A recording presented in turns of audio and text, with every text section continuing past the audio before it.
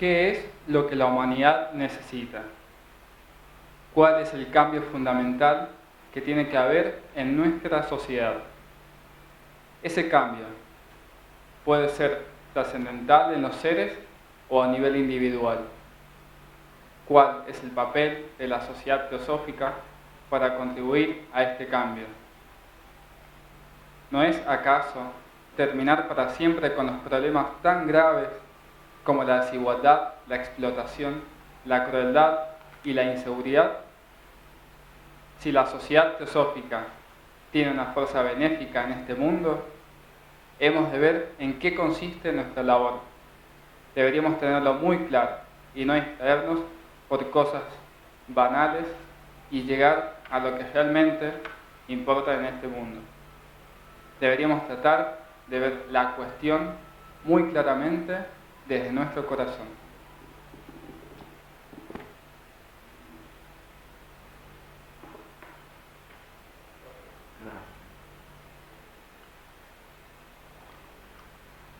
Bueno, hermanos, hay que tener en consideración que la palabra vikshepa en sánscrito tiene muchas connotaciones. Una de ellas es proyección, pero también la palabra distracción es una de las posibles traducciones. Entonces hay que también tener el contexto de la obra para así tener una traducción bien hecha en cada caso, ¿verdad? Pero esta distracción o dispersión mental llamada vikshepa es casi la primera cosa que tendríamos que vencer para poder revertir el proceso de exteriorización que se tornó habitual en nuestra estructura mental.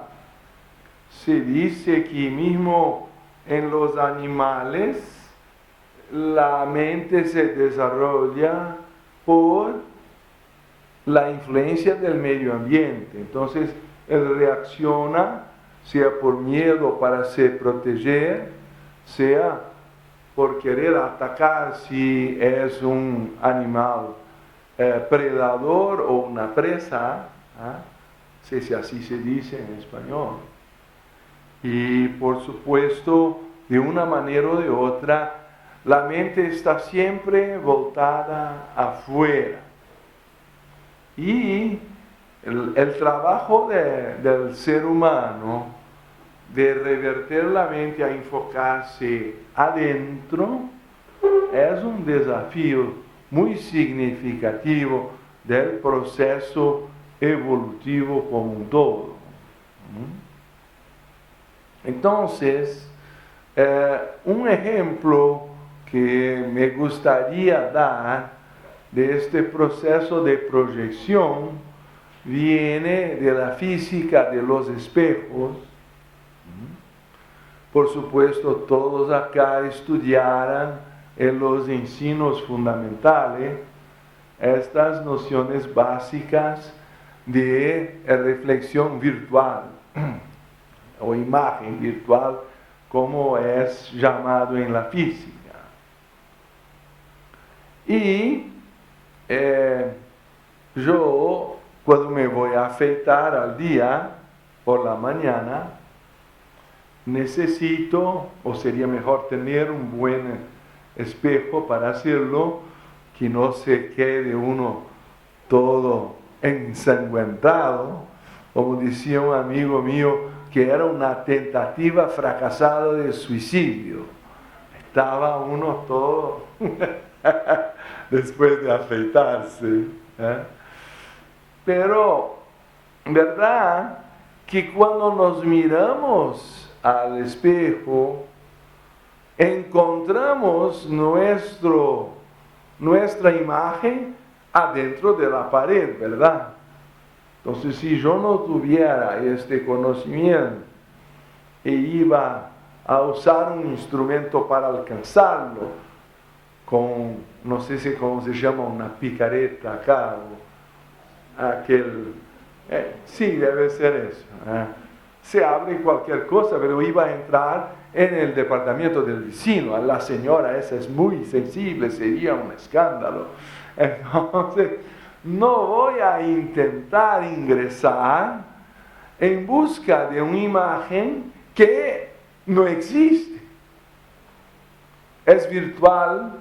Entonces, porque los rayos de luz llegan del espejo como divergentes a mis ojos, hay una inteligencia creada por instinto, por así decir, que automáticamente hace una convergencia de los rayos de luz a un punto focal, y este punto focal es en verdad inexistente porque hay una reflexión. Entonces está dentro de la pared, lo que se llama una imagen virtual. Es una ilusión. Entonces, comprender que, por analogía, nosotros estamos cercados, eso dice la ciencia moderna, de átomos y moléculas vibrantes que por recibir luz emiten una reacción, ¿no es? Son cada uno un pequeño espejo, minúsculo, ¿verdad? Microscópico. Pero los objetos que estamos mirando, en verdad, son construidos dentro de nuestra mente. Recibimos estímulos externos, pero estos colores, estas formas, estos límites perceptivos del dibujo de cada uno existe en la mente de uno, no es una proyección. No sé si es fácil llegar a esta conclusión racionalmente, porque si fuera una serpiente iba a haber otra cosa, porque está en infrarrojo. Si fuera una abeja, iba a ver en ultravioleta, entonces ya miraba de otra forma. Y cada uno que mira, una de las experiencias extrañas que he tenido que descubrir después de 10 años o como así, de conocer un amigo, que yo no sabía ser daltónico. Y en un momento que no me acuerdo bien, discutíamos sobre un color y no llegábamos a una conclusión. Y yo digo, bueno, yo estoy loco. Ahí necesitamos una tercera persona. Y ahí él me dijo, sí, es verdad que soy daltónico. Pero el mismo daltónico no lo cree que es daltónico, aunque lo sepa intelectualmente, porque él no ve las diferencias que nosotros vemos. Y dicen que las mujeres son más que 10 o no sé cuántas veces más sensibles en general a los colores que los hombres. Y cuando esa cuestión aparece por las ropas, y mi mujer dice que no va a salir conmigo de esta manera, porque que parece eso y todo, ahí, bueno, mejor decir, entonces cambiamos, porque discutir colores con ella, sí. No es posible. Entonces, no todos ven la misma cosa que nosotros estamos viendo. La idea de que todos están viendo la misma cosa ya es una ilusión. Y si acrecentamos el en las lentes emocionales y mentales que agregan atracciones y repulsiones en el nivel emocional y prejuicios y otros condicionamientos al nivel mental. Ahí es que no llegamos a ver la misma cosa, aunque el hecho sea el mismo. Entonces, este ejercicio, aunque intelectual, de tentar imaginar las dificultades y diferencias perceptivas y cognitivas de las personas, ya es un ejercicio difícil. Y por supuesto que si pudiéramos mirar a los átomos, estaríamos a mirar a través de los cuerpos, porque los espacios interatómicos e intermoleculares son muy mayores que las presencias de partículas, que se dicen que si fuera a compactar sin estos espacios mi cuerpo, él sería menor que un grano de polvo, aunque mantuviera su peso, que no voy a recomendar a usted. Y entonces es sorprendente que la ilusión se crea por la limitación que no conseguimos distinguir una medida sin instrumentos menor que 1/10 de milímetro. Por eso las reglas son marcadas hasta el milímetro. Cuando hay una regla muy especial, ahí hay de medio y medio milímetro, eso es raro. Pero 1/10 de milímetro, ya no, el ojo sin un microscopio ya no distingue más. Entonces, estos vacíos no son perceptibles para nuestros ojos y lo tomamos la persona como entera e impenetrable, cuando la verdad es más huecos do que persona. ¿Me hago claro? Entonces, la imagen del mundo que tenemos es construido por la limitación de nuestra percepción. La cosa no es tal cual lo vemos, y tampoco no se puede decir que no existe nada, como decía del concepto de Maya, o Maya, como sería más correcto al sánscrito, Maya. Como el caso de ver en la corda una cobra, una serpiente, o el más chistoso caso brasileño que hemos mencionado. De alguna manera, construimos aquella imagen, y una de las dificultades de hacer la revisión de un texto, quien ha trabajado con redacción lo sabe, es que pasamos por encima de un error que hemos escrito y no lo vemos. Hay que pasar a otra persona para hacer una segunda revisión, porque ya nos acostumbramos con aquel error y pasamos por arriba sin percibirlo. Una cosa misteriosa. Así es que, con algunas analogías tal vez no muy adecuadas, pero intento traer la idea de que el universo externo es creado en nuestra mente y no existe tal cual nosotros lo miramos.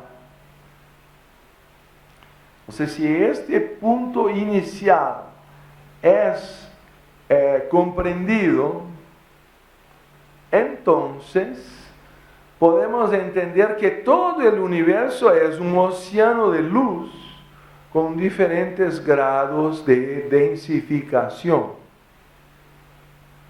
Es la definición de la física de Einstein. Ustedes conocen la fórmula que iguala la energía a la materia con una constante de integración que es el cuadrado de la velocidad de la luz.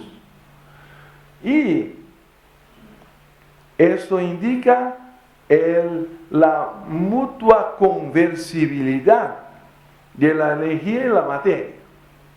Cosa que la señora Blavatsky lo había escrito a la doctrina secreta en el tomo segundo, cuando aún Einstein tenía como 12 años de edad, porque la doctrina secreta se publicó en 1888. ¿No es verdad? Entonces hay un pasaje allá que dice eso. No sé si voy a tener el coraje de traducir del portugués al español un texto tan abstracto, pero vamos a hacer una intención. Son dos polos, la materia y el espíritu, o mejor sería decir Prakriti Purusha. Uno de los polos es el espíritu perdido en absoluto del no ser, y el otro es la materia en la cual él se condensa, cristalizándose en tipos cada vez más groseros a la medida que desciende en la manifestación. Quiere decir que el mundo que vimos alrededor es una condensación de espíritu, lo que está por lo menos en analogía con la idea científica, que todo es un océano de energía o luz, y que nosotros no percibimos esta luz por deficiencia de percepción, pero que así lo indica la ciencia como verdad. Entonces la idea que estamos en un océano, así también me lleva a la idea de esas hileras magníficas que tiene acá en Argentina, y los icebergs cuando se desprenden, y cómo se ahondó el Titanic. Porque dicen que ha habido una colisión, que el hielo ha cortado el metal por a donde ingresó el agua, porque se cortó por abajo de la línea de agua. Ustedes lo saben que hay una dilatación anómala del agua, y por eso, aunque en general el sólido tiene más densidad que el líquido, en el caso del agua no es, sino que el sólido fluctúa sobre el líquido. Y solo 10% se queda arriba de la línea de agua y 90% abajo. Entonces, cuando este corte se pasó por abajo de la línea de agua. Porque si pasara por arriba, el Titanic no iba a fundar. Pero hay 3 aguas en un complot. Si no fuera por abajo de la línea de agua, se quedaría solo un corte. Pero porque era abajo, el agua líquida ingresó a donde la sólida, que es el hielo, abrió el camino. Pero la causa mayor de la colisión fue las nieblas o esta bruma, que es una otra forma de agua, ahora en estado vaporoso. Y eso es que impidió, y solo a la última hora de ver, que había un iceberg.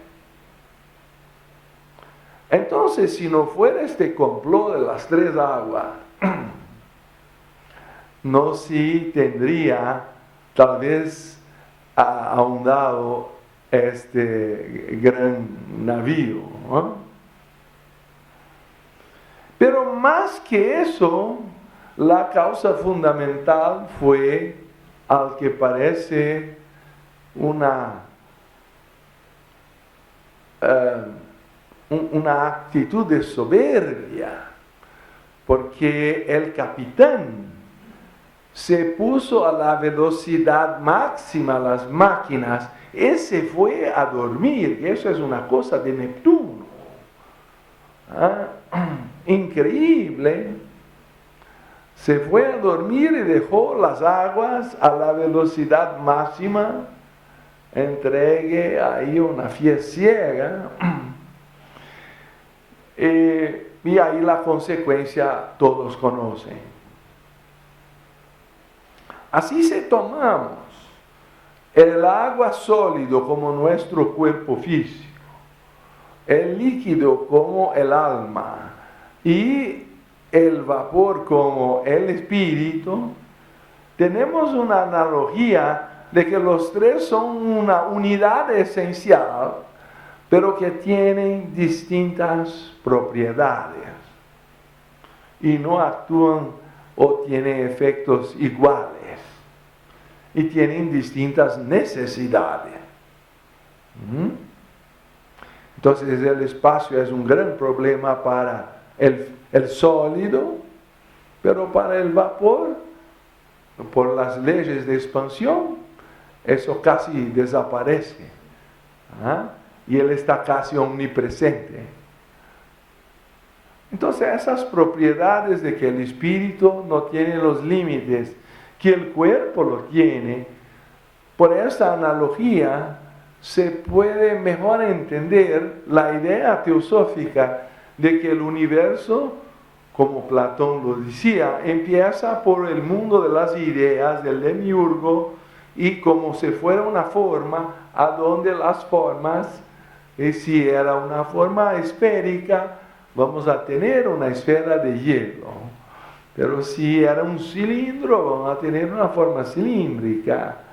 Y así, si las cónicas y todo más, ¿verdad? Ese es también un cubo.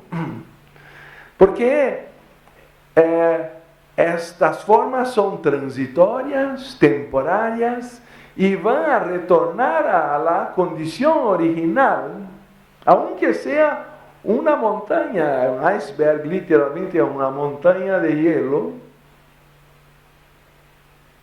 Él va a volver a agua líquida algún día, no sé si miles de años o si va a los trópicos en pocas horas. ¿Verdad?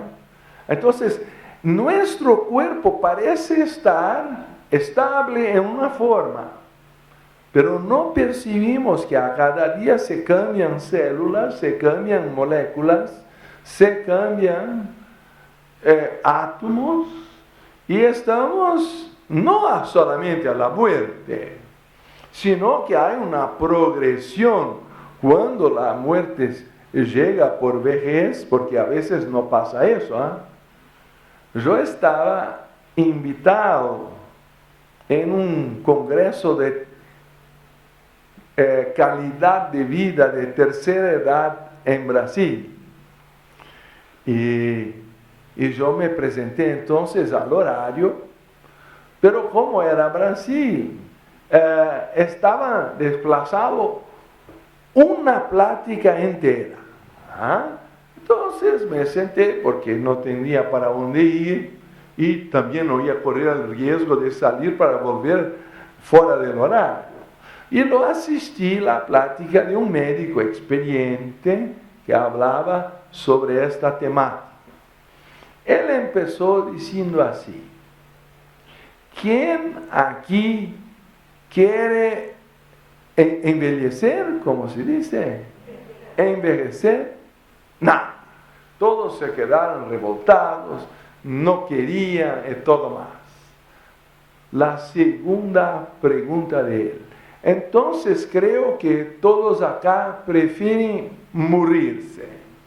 Ahí fue una agitación en el pueblo, porque por supuesto que no. Y él le explicó, bueno, la cuestión es que para no envejecer hay que morir antes. Esa es la única posibilidad. Él no dejó segunda posibilidad. Ahí las personas empezaron a tomar conciencia de la contradicción de lo que habían dicho, que es una de las pruebas de lo que decía por la mañana, que las personas no perciben que el cuerpo se cambia y lo toman como si fuera eterno, por identificación. Y a la tercera pregunta, él dijo, entonces creo que quieren envejecer con calidad de vida. Bueno, ahí él ganó la plática y ya todos estaban encantados con su demostración. Y se cambiaba la expresión de las personas. ¿Verdad que no tenemos mucha conciencia del obvio? Entonces esos mecanismos de proyección mental del mundo externo son muy importantes para la meditación, porque necesitamos comprender que el mundo externo en verdad no es externo. Y por eso decía la señora Blavatsky que no hay ni arriba, ni abajo, ni afuera, ni adentro. Todo en la naturaleza es uno. Es nuestra mente que crea un límite a donde empieza el cuerpo o donde se termina. Y esos límites, como también por la mañana hemos hablado, no son fáciles de definir, porque son creados por una ilusión mental. ¿Verdad que estamos siempre en interacción con el aire, con el agua? Y por supuesto también necesitamos de alimentos y meriendas, que acá por supuesto son muy buenas. Entonces hay el riesgo de salir más gordito que he llegado. Pero porque estamos cambiando, ¿verdad? Y la imagen que uno tiene de uno mismo al nivel físico es aún más complejo si fuéramos compararlo al emocional y al mental. Porque hay una pareja que se enamora y en general hay una proyección de las emociones que es tanto más intensa cuanto más tiempo la persona en cuestión estaba sola. Se queda mucho tiempo sola, ¿verdad? Empieza a acumular energías y sueños y lo proyecta sobre la otra persona, que ahora debe asumir como una pantalla la proyección y es esperado que ella sea la pantalla que reciba bien aquella imagen que está previamente producida. Ahí llega un amigo y dice, oh mira, la persona en cuestión no tiene tantas las calidades que tú estás viendo. Y uno se queda ofendido. ¿Cómo que dices esto de fulana? Que es perfecta, que es una maravilla. Y los otros miran el hombre raro que está viendo cosas que no hay. Y así también las chicas a veces miran un príncipe donde hay un sapo, un frog, como se dice. Ahora salió una noticia de esta señora que fue la primera que transformó un príncipe en un sapo. Pero no voy a entrar en esta situación de las noticias modernas. Entonces, se dicen esas cosas porque hay un mecanismo de proyección emocional que uno no puede comprender la pasión sin comprender Vikshepa. Entonces se miran cosas, no es que no existan, pero la proyección hace deformación de cantidad, de proporción, y nos saca los pies del piso. Estamos volando en una emoción, sin rumbo. Y después hay unas quedas abruptas, cuando uno percibe que la pantalla no corresponde a la imagen. Entonces, no sé si es el caso de usted, yo espero que no sea. Pero a veces se oye algunas expresiones como, tú no pareces más la mujer con que he contraído el matrimonio. O tú no pareces más el hombre por el cual me enamoré. Y así hay unas expresiones que quizá nunca tenga existido a aquel hombre o a aquella mujer, que eran solo imaginarios.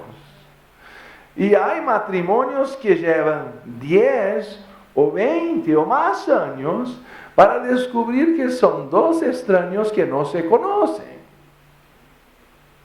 En general solo lo descubren después que los hijos ya están en una cola ahí de varios, y ahí es más compleja la situación, porque se creó un vínculo también con más seres.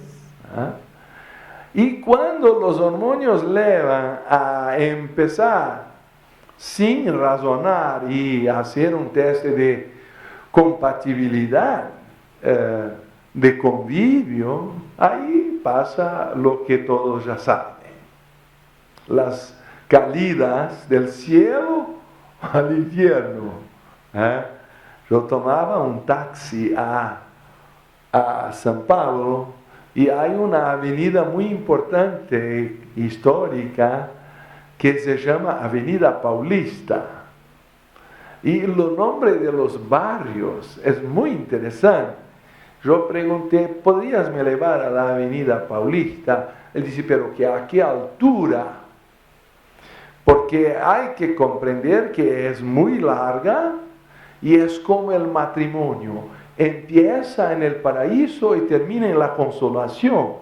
Son el nombre de los barrios.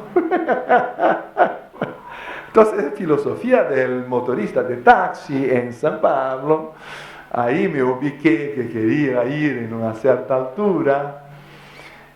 Se hacen esas anécdotas por consecuencia del mecanismo de proyección, en que uno esperaba una cosa y va a encontrar otra, porque era proyectado, no era real.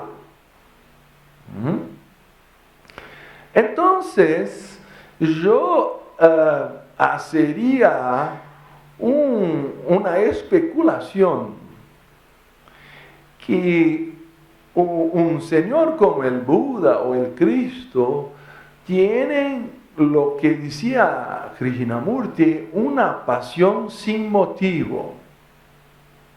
No necesita él tener una imagen proyectada de sus deseos, sino que como no hay deseo, él está apasionado por la vida, por todos los seres.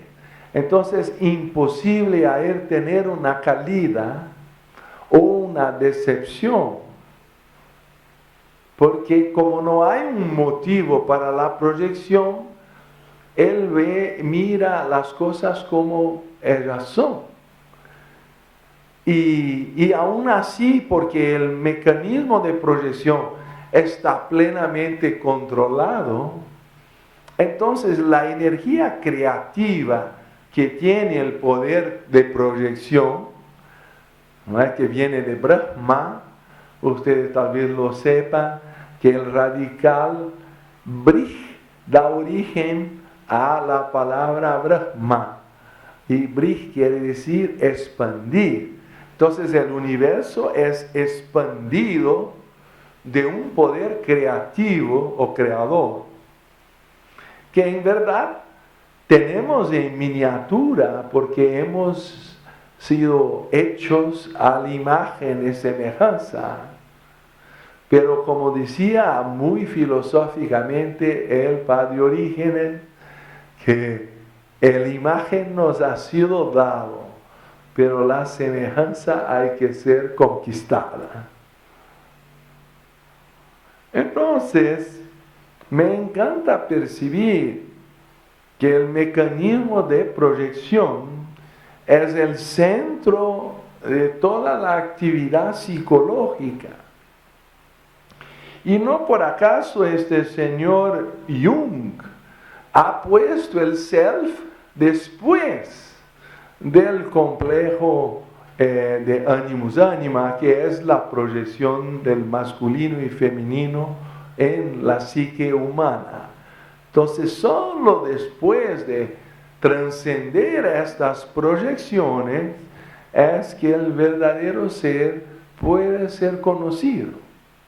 Eso es en la psicología junguiana, pero lo mismo se da en la imagen que estamos trabajando de Patanjali, ¿verdad? Que si el mecanismo de proyección no ha sido controlado,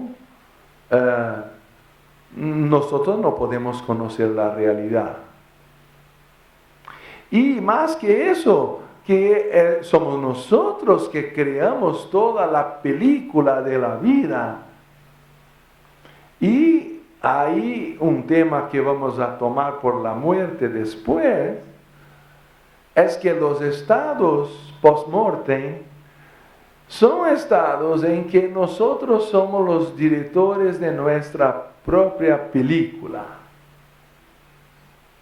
Porque la materia es plástica a aquellos niveles de Prakriti y no ofrece resistencia a la proyección de la mente.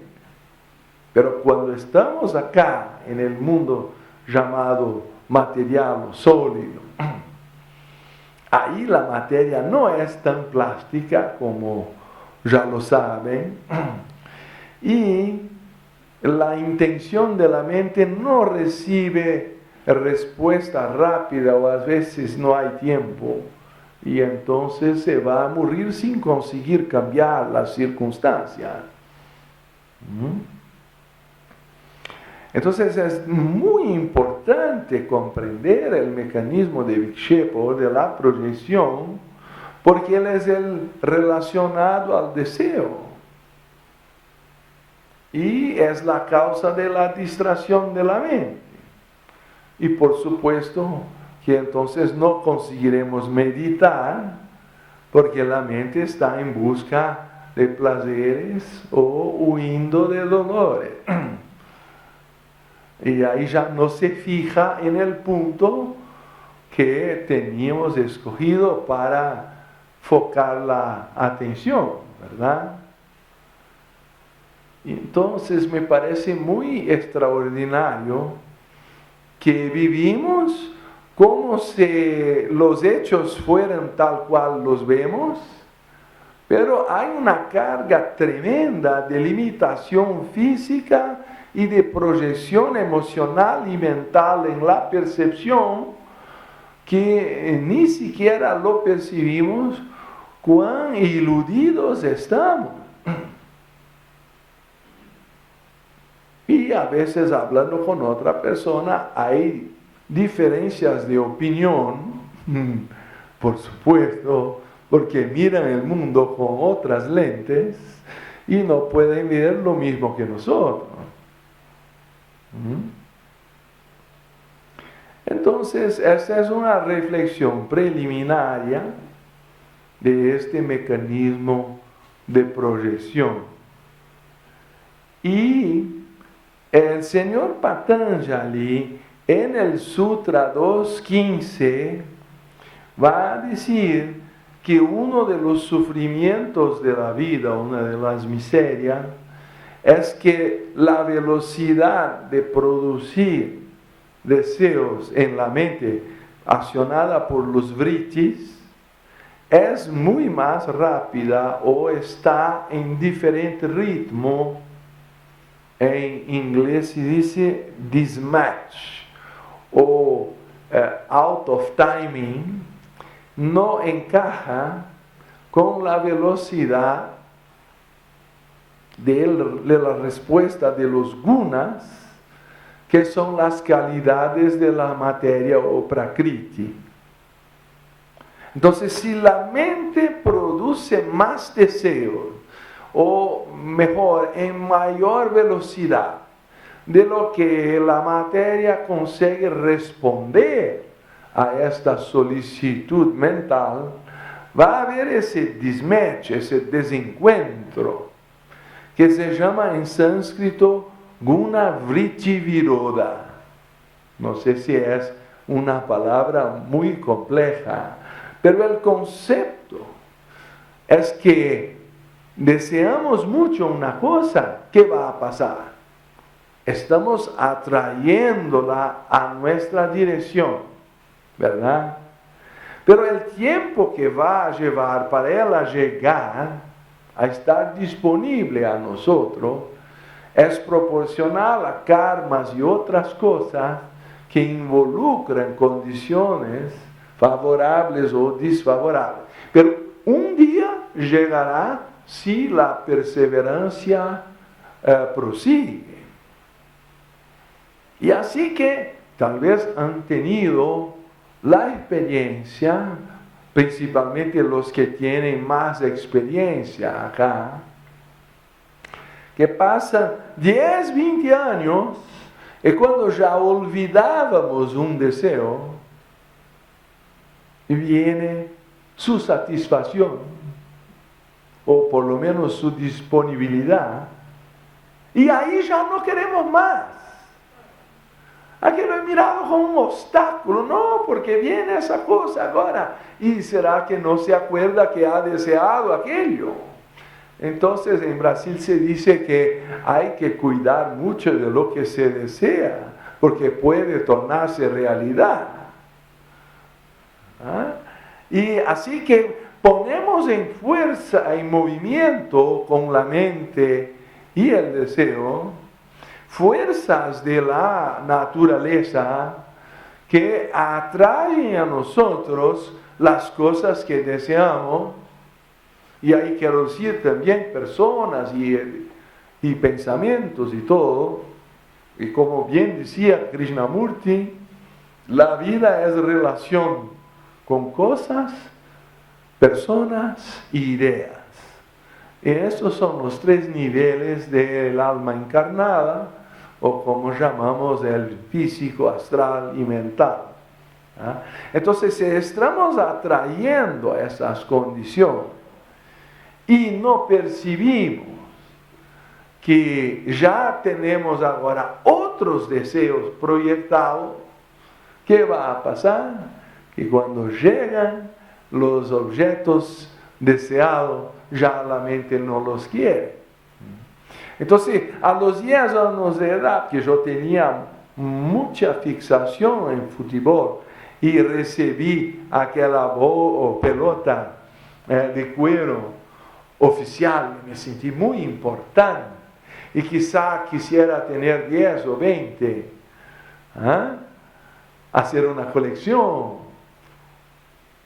Ya ahora si llega este cargamento, mi casa, ahí voy a decir, no hay lugar acá, y ahí no, pero hay que entregar, está aquí la fecha y la dirección.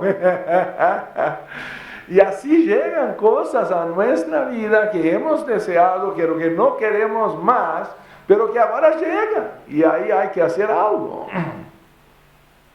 Estoy exagerando, nunca pasó con usted.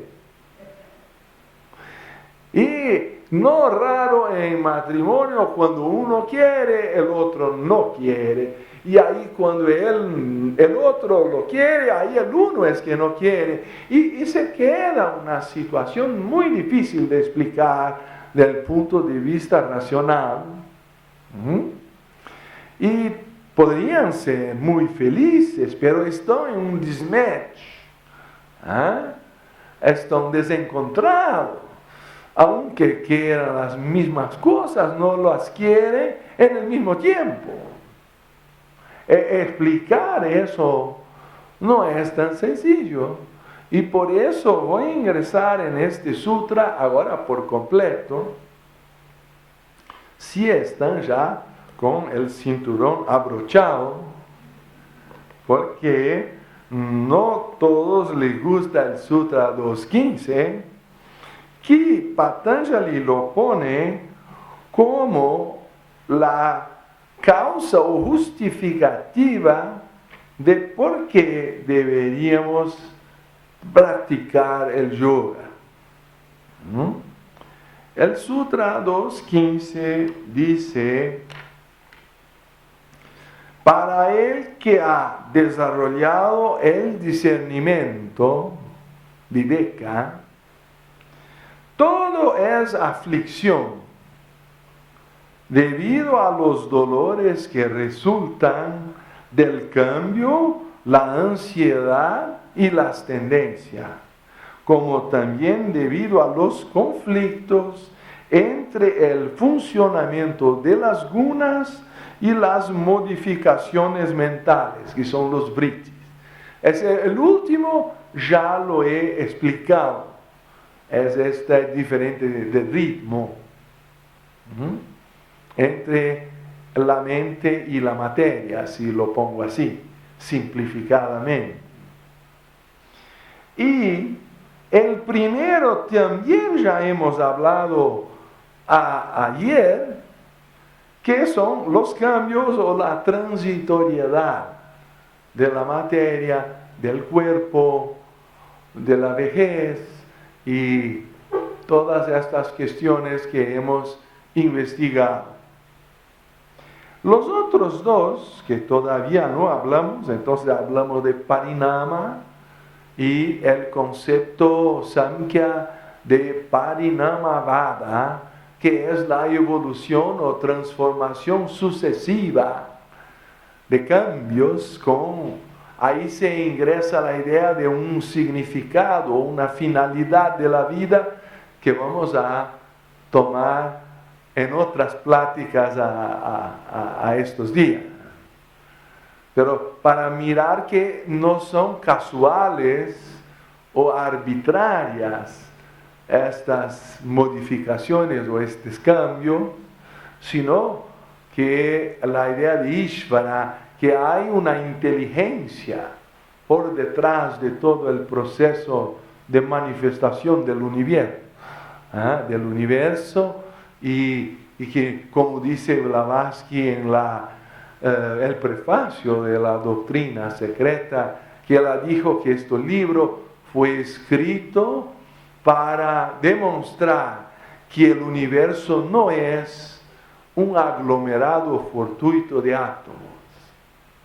Me parece una frase muy, muy significativa.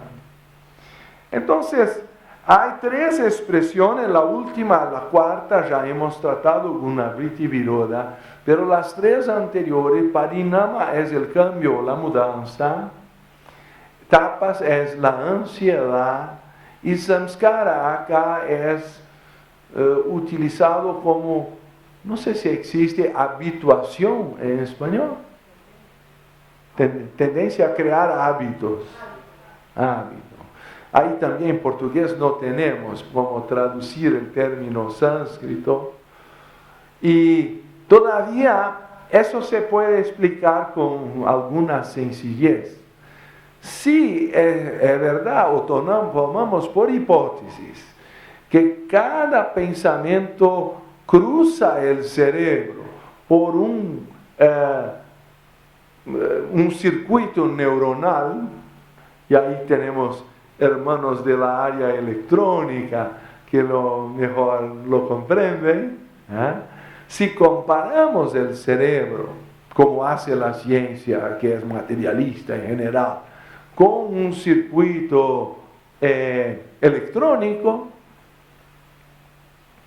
entonces un pensamiento va a hacer un recorrido de estímulo eléctrico por lo que llamaba Blavatsky un surco. Surco se dice. Mira, cuando yo tengo duda, es la misma palabra. Ahí, se lo tomamos que este canal, como es de estructuras vivas, las neuronas son células vivas, ¿verdad?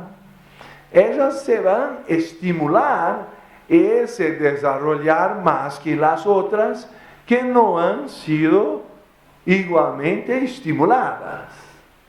¿Y qué pasará? Que hay una tendencia al próximo estímulo preferir o ser más probable encontrar receptivo el surco que ya está abierto o el canal que ya está estimulado. ¿Qué va a pasar cuando eso se repite miles y miles de veces? Que hay áreas en el cerebro que están despiertas, pero la mayor parte del cerebro está potencial o adormecido. Es llegar a decir que cuando un hombre desarrolla como 5% del cerebro o un poco más, ya es un genio. Y tenemos la mayor parte del cerebro con una potencialidad adormecida, una vela adormecida. Entonces, la idea de que la mente tiene una tendencia a crear hábitos, porque para pensar o para sentir o mismo para caminar en el mundo físico necesito pensar antes para dar dirección a los movimientos. Entonces, todos esos mecanismos de pensamiento, emoción y acción son generadores de hábito por el razonamiento que hemos hecho. Ahora mira que la materia está siempre dominada por ese parinamavada, o sea, un proceso de cambio continuo, y la mente quiere mantener sus hábitos. ¿Qué va a ocurrir entre esas dos tendencias? Un conflicto. Porque cuando nos acostumbramos con un sistema de computadora, él se va a estar agotado porque no tiene más memoria o ya está superado para se conectar con los otros aparatos de la internet. Es una basura. Ahí tenemos que hacer todo de nuevo y ahí se cambió, ahí crearon ese Vista que es un terror y después ya tantos otros que se cambiaron. Y cuando tú finalmente aprendes uno, ahí tiene que empezar todo de nuevo. No sé si han pasado por este problema. Entonces hay un continuo cambio de los estímulos del ambiente material al revés de la mente y el alma que quiere proteger lo que ya está conquistado. Y que le gusta el conocido, como decía Krishnamurti. Entonces hay un conflicto a lo mínimo potencial, si no eterno, entre la tendencia de formar samskaras o hábitos en la mente y la tendencia al cambio de prakriti de la materia.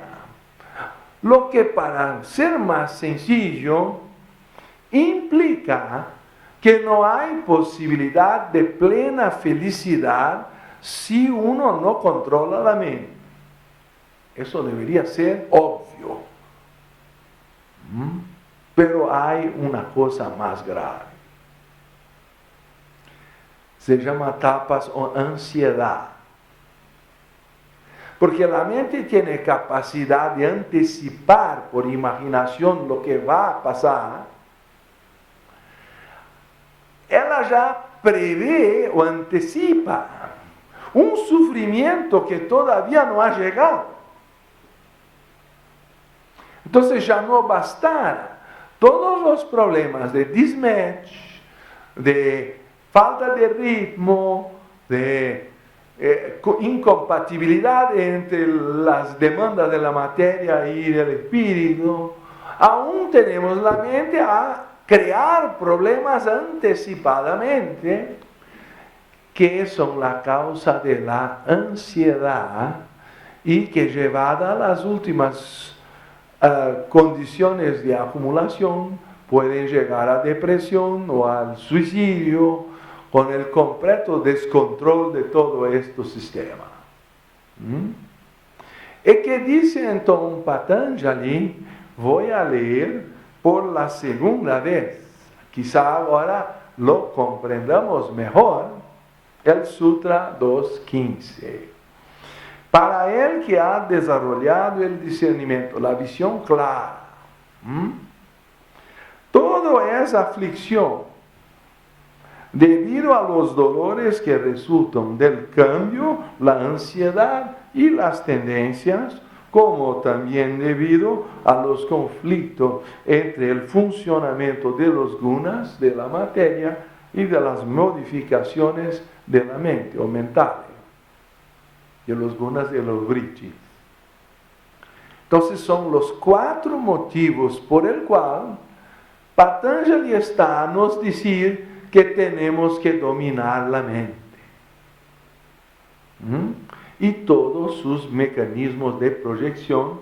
Y eso él va a decir solamente a la práctica del yoga o de la meditación. No sé si hasta acá está claro o si los hermanos tienen preguntas.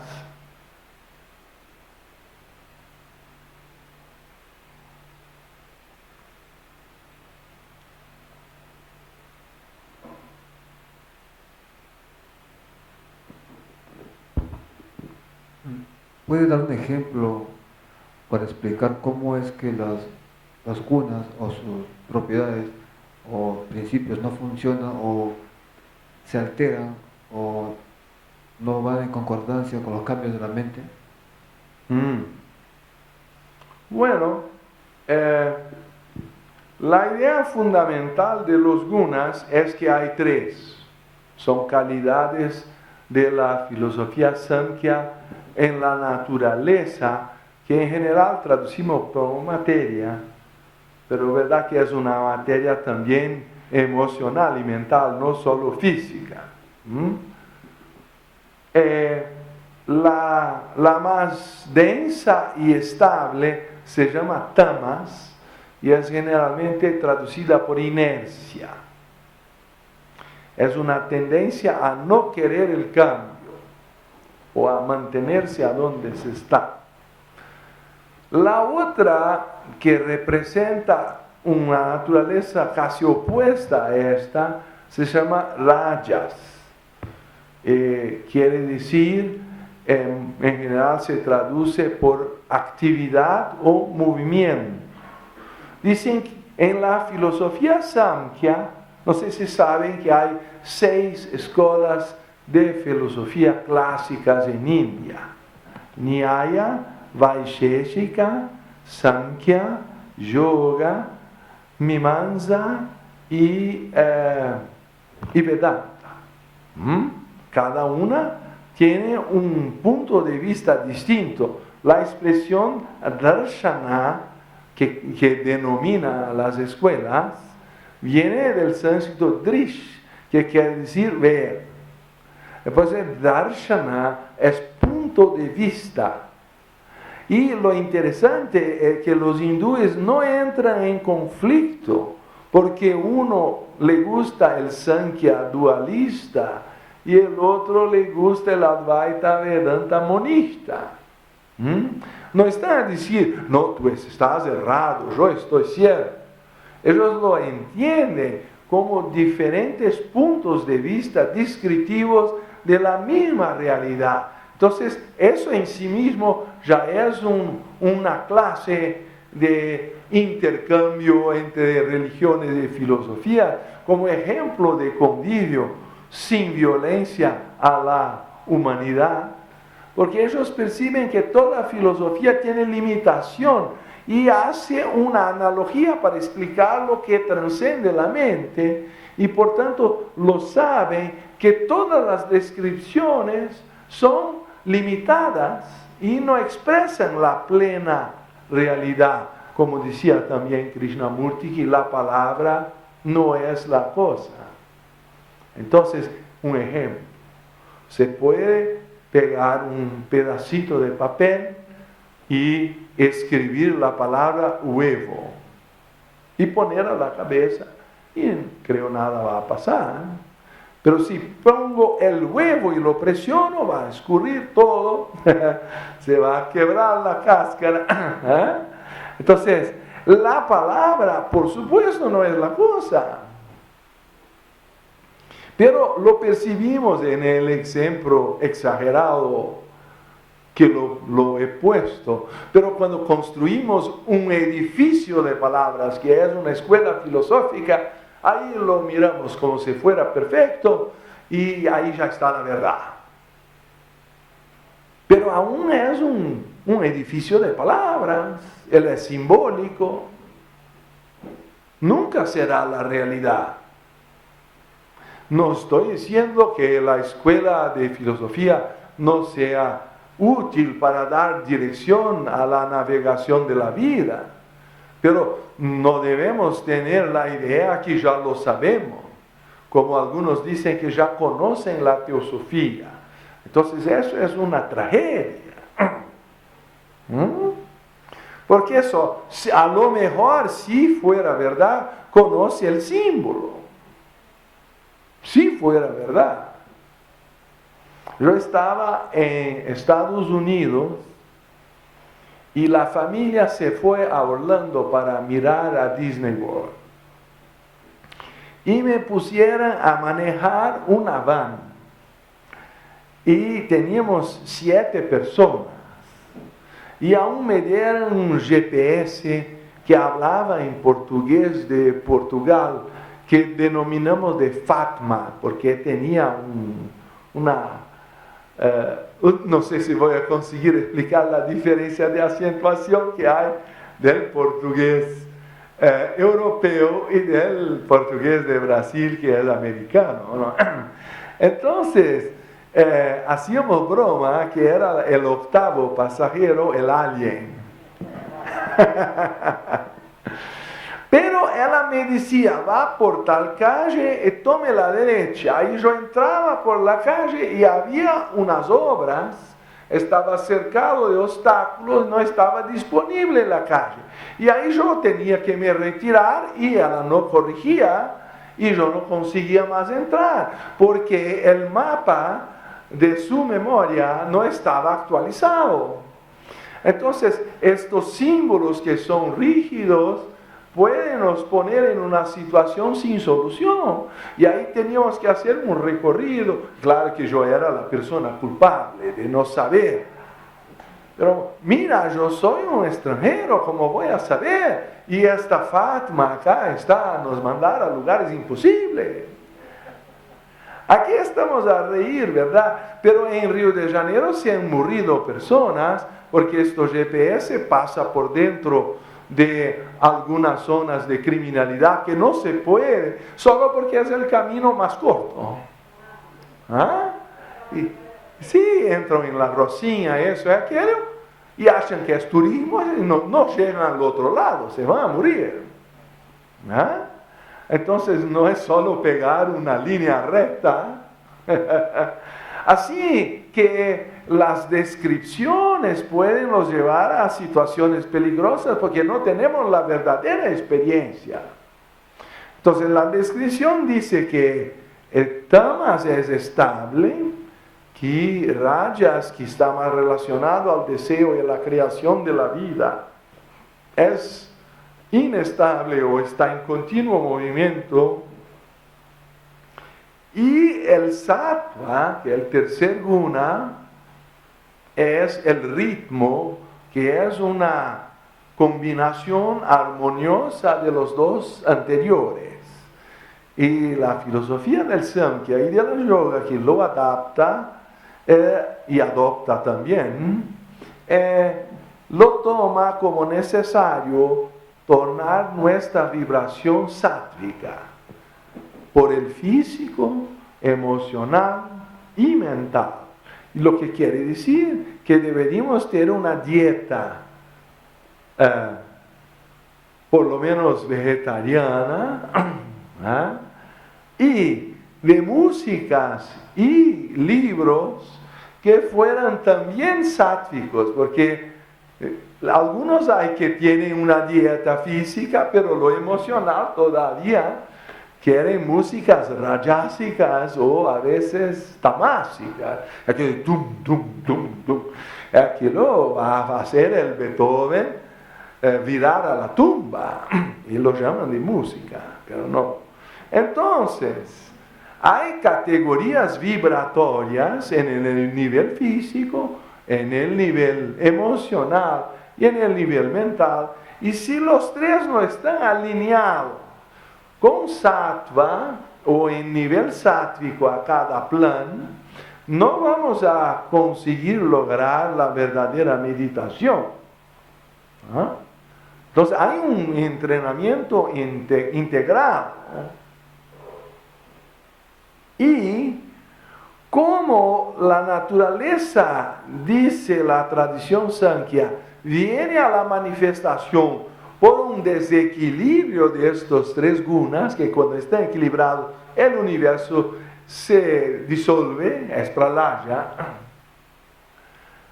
que es la búsqueda última, tal vez anticipada, cuando uno salta por el sattva para un estado que es la culminancia del universo, lo anticipa porque lo conecta a lo subyacente, que es el océano de luz, aunque las formas externas estén aparentemente conflictivas, el océano de luz está por abajo de todo, que es el Parabrahman, el absoluto, y que no es perturbado por los gunas de Prakriti, que a la versión de la Vedanta son ilusorios.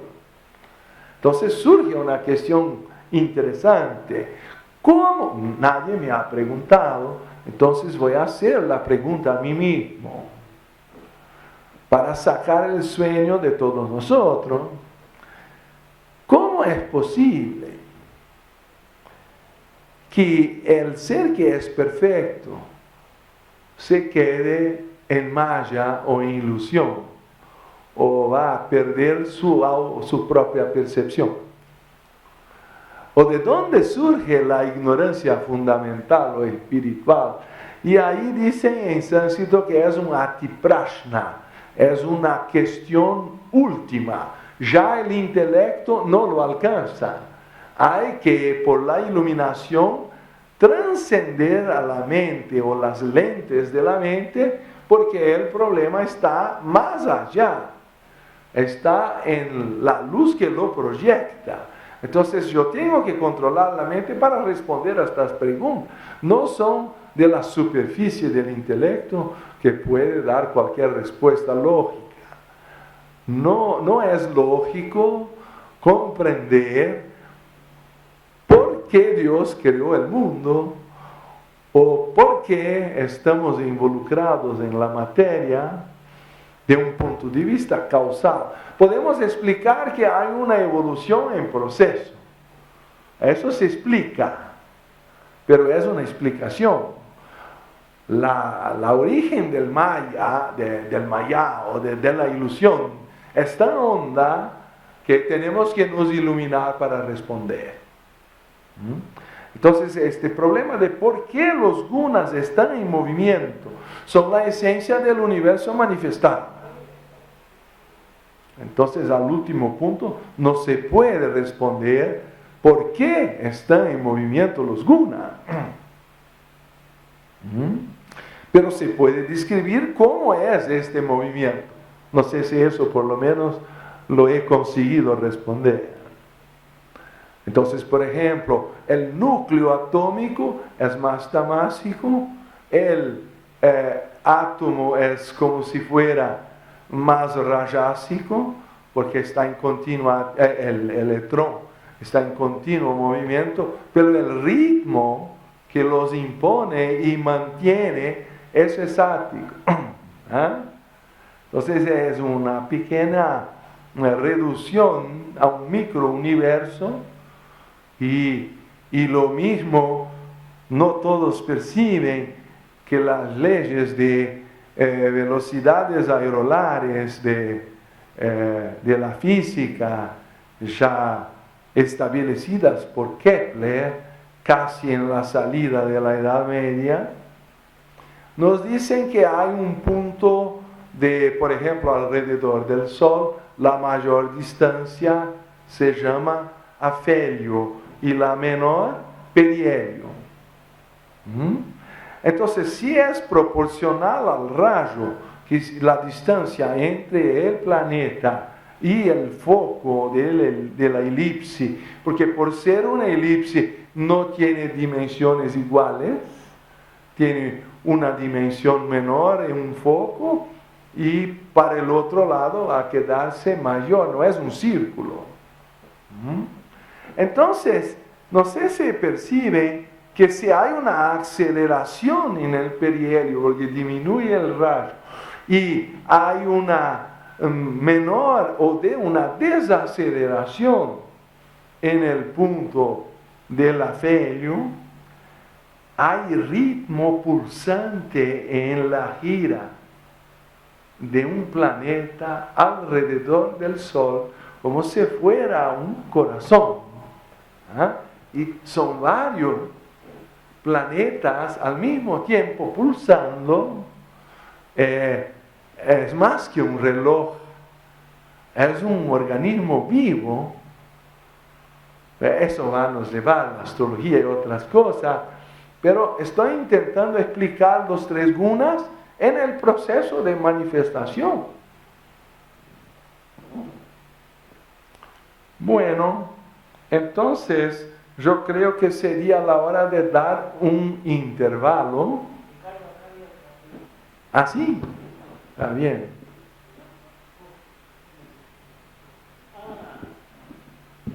¿Está? 15 minutos es suficiente, por favor.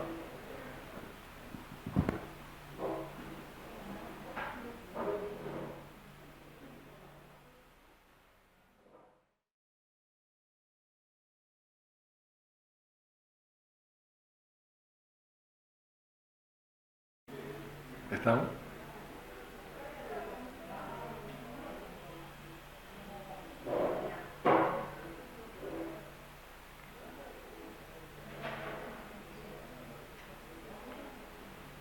Bueno, hermanos, entonces, este sutra que estamos estudiando nos lleva a percibir, pues esta es su intención, de la necesidad de la práctica del yoga para la liberación, o si quieren, para la regeneración humana.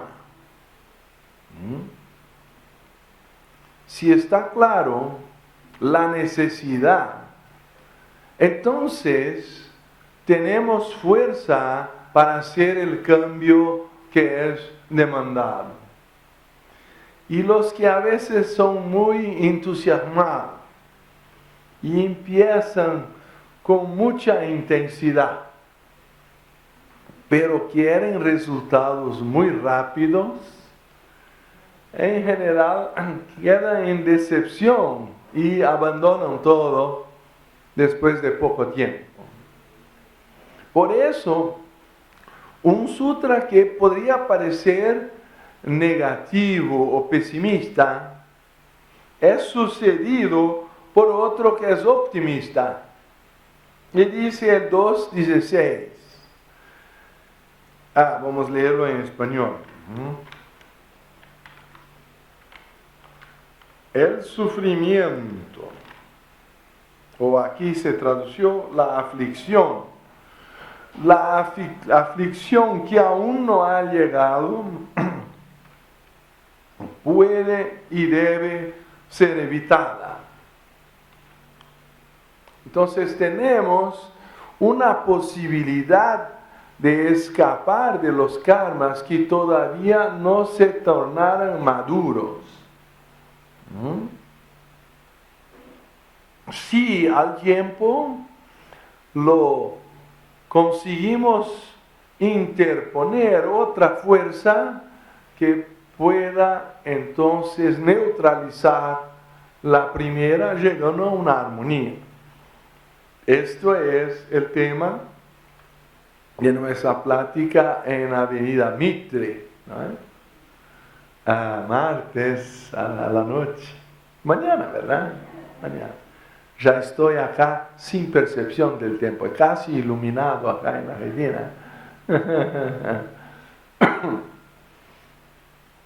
Y por lo tanto, dice el doctor Taimini que al revés de la mayoría de las filosofías y religiones ortodoxas, la filosofía de la yoga o del yoga hace acá una gran diferencia o difiere fundamentalmente en su esencia, de manera que estas religiones del mundo ortodoxo en general no ofrecen nada mejor que una felicidad incierta y nebulosa después de la muerte.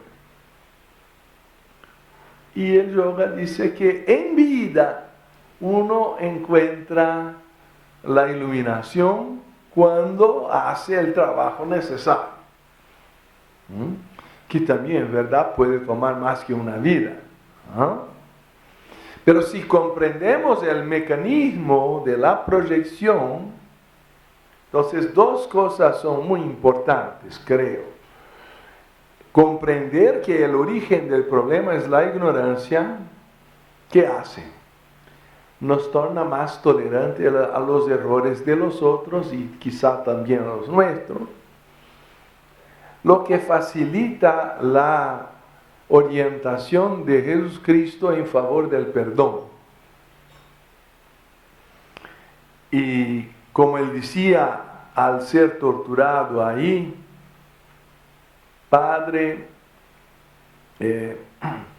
o Señor, no me acuerdo bien.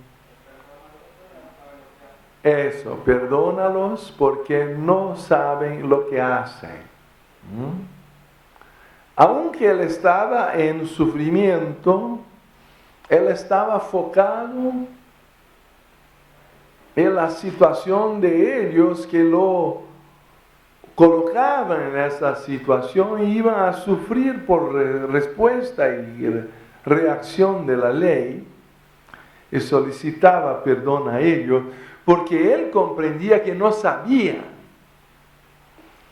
Si en verdad conseguimos comprender que la ignorancia es la causa del mal en toda su profundidad, seremos capaces de perdonar. Y si no somos capaces de perdonar, es porque no hemos comprendido en toda su sustancia, en toda su profundidad, que la ignorancia es la causa del mal.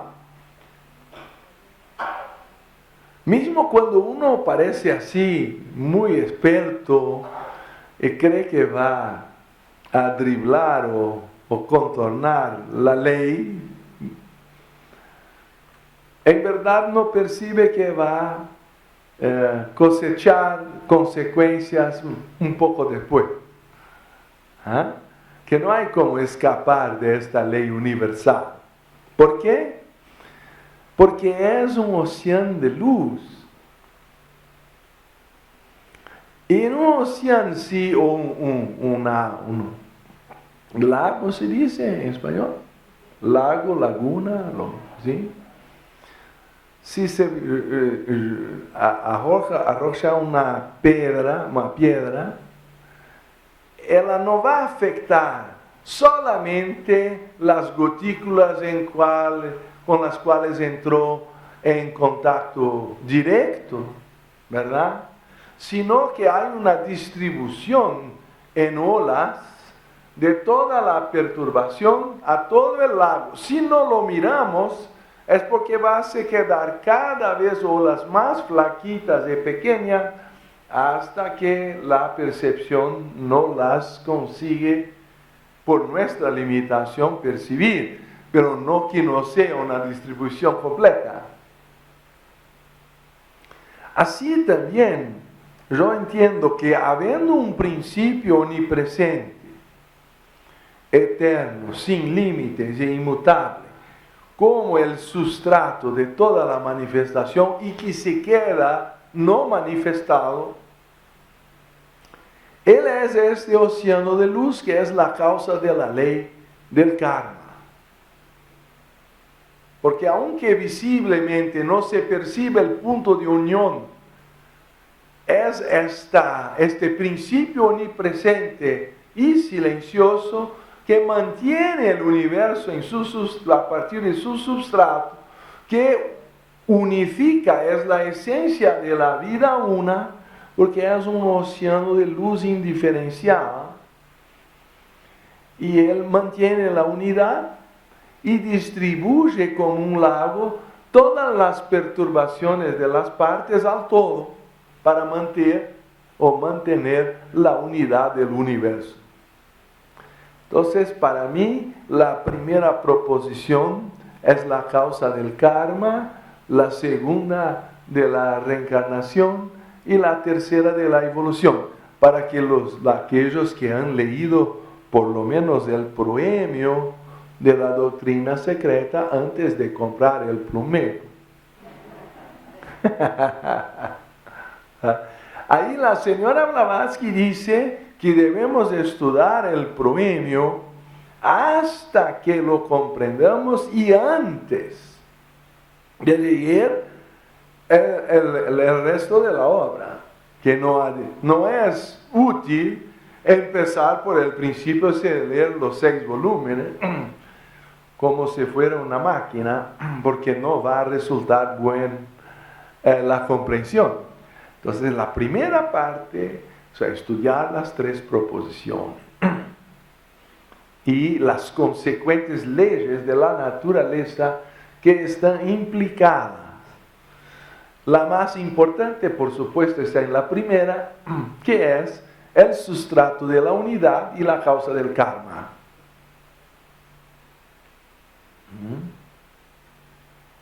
Bueno, entonces, ella dice, o Patanjali dice que el sufrimiento que no ha llegado debe ser evitado, lo que significa que el karma que no está maduro aún puede ser revertido. Claro que el que ya está maduro, ahí tenemos que soportarlo, o a mejor de las hipótesis, hacer un alivio o una compensación a la circunstancia, pero ya no podemos evitarlo por completo. ¿Está claro eso? Que Patanjali no está diciendo que el destino es inevitable, sino que por lo menos el futuro se puede construir, aunque el efecto del pasado a veces no es más reversible. Por eso que mismo llegando al Samadhi, a los estados supraconscientes, el yogi no está de todo y abruptamente liberado. Él tiene que volver a ese estado muchas y muchas veces, y por supuesto que antes ha aprendido a no generar nuevo karma, porque si no, no se va a liberar nunca. Entonces tenemos que tratar al tiempo de la doctrina de Nishkama Karma, que es uno de los temas que he sugerido a Andrea en este libro Renovación de sí mismo, para aquel estudio, como se dice, colaborativo. Me pareció tan encantador la expresión. porque somos todos colaboradores o estamos operando en cooperación con la divinidad, porque tenemos las mismas facultades creadoras. Al revés que a veces no sabemos utilizarla, y ahí tenemos que recibir un elemento compensatorio o armonizante de la naturaleza que frecuentemente no nos gusta, que se llama el karma.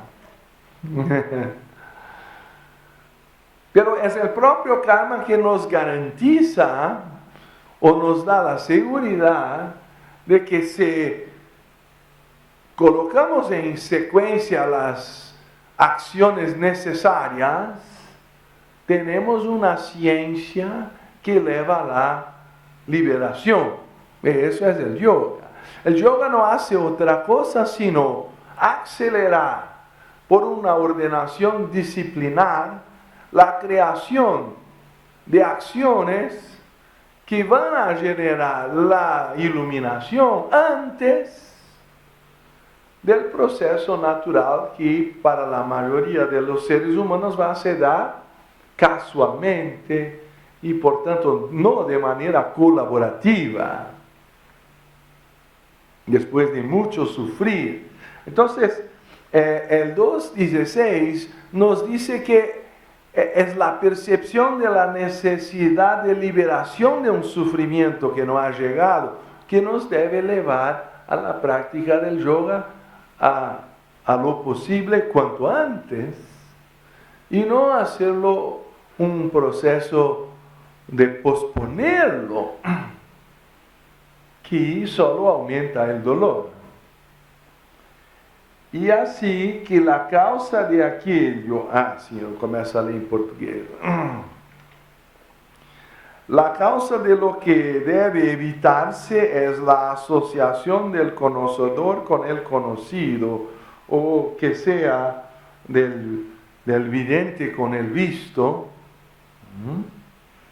o drishta con drashta, y ahí el proceso de confusión cognitiva empieza, porque tomamos a la materia como siendo espíritu, a lo impuro como siendo puro. Ahí empieza toda la confusión. Entonces tenemos que hacer un discernimiento, y surge una cuestión que me han planteado: si la teosofía habla de una unidad de la vida, y si el yoga es una unión, ¿cómo es que se va a buscarlo por un discernimiento que en verdad es un mecanismo de separación? Esa es una pregunta inteligente, ¿verdad? Sí, fue un virginiano que me preguntó. Y porque en cuanto estamos identificados con la materia, nos identificamos con la ilusión. Entonces, como la ilusión es la causa de la separatividad, tenemos que en la separatividad separar lo que impide la percepción de la unión. No sé si es muy paradoxal, pero es la verdad, como decía Vivekananda, que si uno tiene una espina que se clavó a su pie, para sacarla, tal vez necesite otra espina para sacar la primera. Y supongo que después no va a guardar las dos en colección. Una vez que se saca la espina, ya está listo.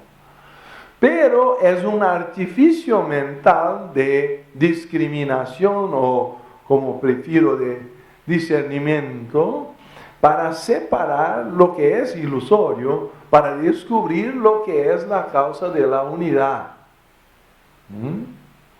Y al revés, cuando se despliega o se desapega de lo ilusorio, ahí encuentra que siempre esté unido a la unidad de la vida, que mismo la aparente separación era ilusoria, lo que es un segundo paradojo,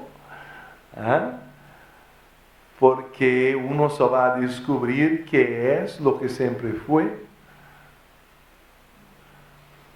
Pero entonces la idea fundamental es que tenemos que revertir Vikshepa y que el mecanismo que nos va a dar propulsión para empezar es la percepción de nuestra miseria.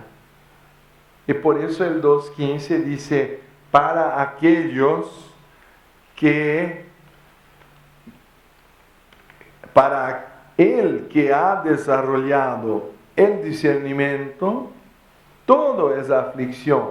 Algunos lo toman como una visión pesimista, pero en verdad es la propulsión para el cambio. Si percibo que por este camino solo hay aflicción, entonces tomo el sendero del discipulado, del autoconocimiento, para me liberar de la aflicción, para me liberar del apego a la vida. Estaba yo en Adyar, en una convención en nuestro centro máximo teosófico, en el hall, porque llovía tanto que no era posible quedarse afuera. ¿Estaban ustedes también aquel año? Ahí se quedó un calor humano en el hall, aunque había mucha lluvia afuera, y no sé cómo que casi 1000 personas estaban ahí, pero allí la capacidad era unas 300, creo que otros se ahogaron. Alguna cosa se pasó con la lluvia, pero estaba ahí mucha gente. Y hablaba para nosotros el monje a Holandia Anandatera, que es un Theravada, como el nombre lo dice, budista. Y él preguntó, ¿cuántos allí querían la liberación? Y tú sabes que entre tantos teólogos, nadie levantó la mano, sino un anciano budista, monje, a la primera línea, decía, un dedito. Es como la versión del sermón del Padre que dice, ¿quién acá en la misa decía, quiere ir al cielo? Y todos, todos levantaron la mano. ¿Quién quiere ir al cielo ahora? Ahí fue un silencio. Entonces, queremos la liberación, pero no ahora, después, no hay prisa. Y aquí dice Patanjali que tenemos que empezar ahora, porque por el desarrollo de la atracción y repulsión y otros kleshas, podemos a cualquier momento ser desviados por Vikshepa del sendero de la iluminación. No es tan sencillo como parece mantenerse en el sendero. Muchos creen que se ponen el pie y ya están liberados. Pero esa es una ilusión. Hay que tener perseverancia y soportar las dudas. Ahí vamos a estudiar los 9 obstáculos y su camino de superación. Eso es nuestra temática mañana, ¿verdad? Pero hay un punto que no me gustaría perder, que de la proyección se da también una rigidez, sería eso, de imagen que creamos de nuestros amigos y las personas de la familia, porque hay aquella tendencia a crear hábitos que yo hablaba de samskara. Y entonces, por ironía, a veces cuando un miembro de la familia hace un paso adelante a la evolución, ese paso es considerado condenable por los otros. ¿Ya percibieron eso? O si una persona que era carnívora se cambia en vegetariana, recibe una oposición terrible, incluso de los familiares que deberían dar apoyo a uno, porque sí, exacto. ¿Y por qué? Porque ellos han creado una imagen de nosotros que es así, y ¿cómo ahora va a ser otro? Quiere decir, este mecanismo de proyección de imágenes es bloqueador o dificulta, condiciona la mente y dificulta aceptar la evolución y el cambio de los otros. A veces aceptan más el cambio abajo do que arriba, la degeneración de lo que la evolución, lo que sería contradictorio, pero verdad. Ahí tienen compasión porque ha tenido una caída, pero si uno se espiritualiza hay oposición. Entonces hay que tener mucho cuidado con la comprensión del proceso de proyección de Vikshepa, porque él tiene innumerables artificios para hacer una distracción o perturbar nuestra percepción de las cosas y poner resistencia a procesos que podrían ser más sencillos.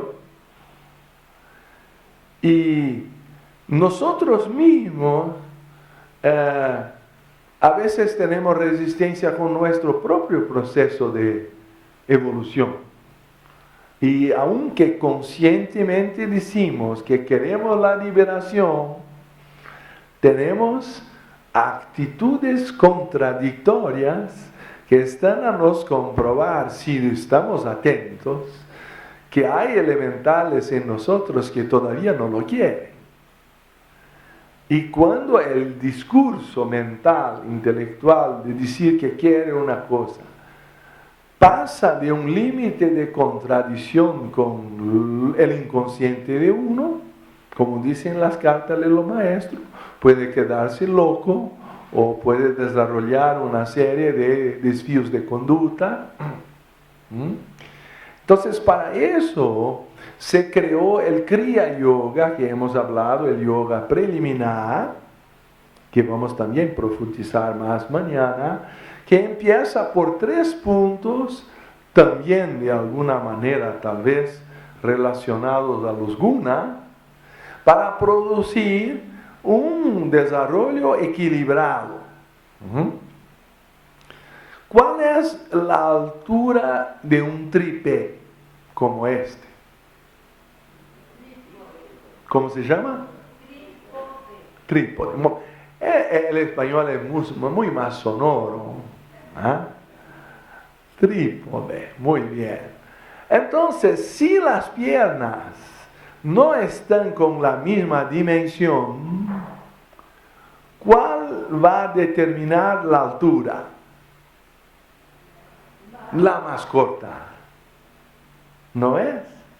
No es suficiente que uno sea un genio en una capacidad mental si todavía el físico o el emocional no está tan bien desarrollado.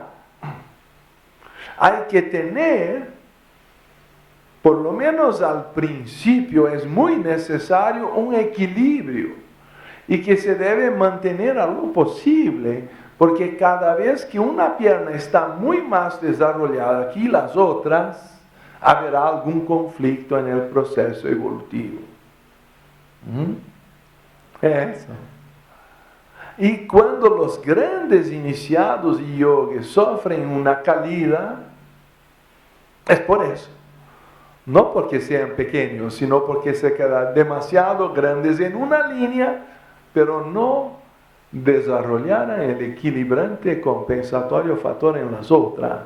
Y por eso se habla mucho de Jnana Yoga, Bhakti Yoga y Karma Yoga, ¿no? Representando el aspecto del conocimiento, de la devoción y de la acción altruista, o a veces también se habla de otros elementos físicos de Raja Hatha Yoga para equilibrar la dieta, el cuerpo y los pranayama y todo eso para dar estructura física, para recibir una carga mayor de intensidad del poder creativo, incluso al final de la Kundalini y todo, que algunos ya quieren empezar por ahí, sería una destrucción si no preparamos con el yoga preliminar, el Kriya Yoga, el edificio sin fundamento, se va a caer todo. Entonces, comprender que la mente tiene una tendencia a crear hábitos significa nutrir hábitos convenientes que no sean, y por tanto, virtuosos, que puedan compensar las tendencias desequilibrantes del pasado de uno. Y por eso se empieza por cosas pequeñas y no por Kundalini, chakras y clarividencia, como algunos ya quieren empezar por el top. ¿Ah? Y dicen después que el trabajo teosófico es un trabajo que no es práctico.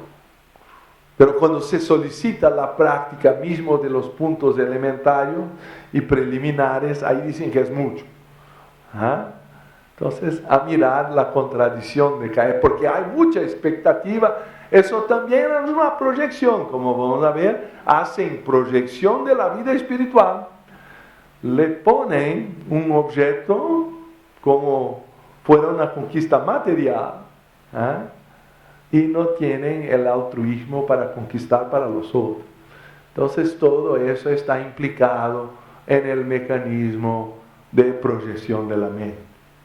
No sé si hay ahí todavía cuestiones.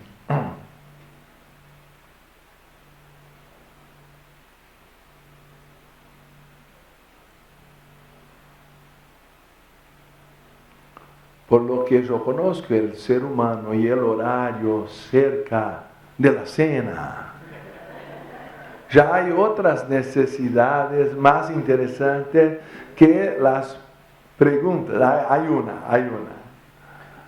¿A qué se refiere con karma no maduro? Bueno, ese es un tema que vamos a desarrollar mejor en martes a la noche, pero puedo decir que el karma tiene un tiempo que empieza por una semilla y toma un tiempo para crecer y dar fruto, y no es inmediato. Si el karma fuera inmediato, no crearía la ilusión. ¿Cómo? Sí, ya estaría. Pero lo que es peor, vamos a decir que en una vida tú has asesinado una persona. Es posible que no tendrías intención natural de encontrar ese enemigo más una vez. Pero entonces la naturaleza te atrae por una linda chica con cual te vas a casar voluntariamente, sin saber que su mamá, la suegra, no he dicho nada, es una suposición nada más.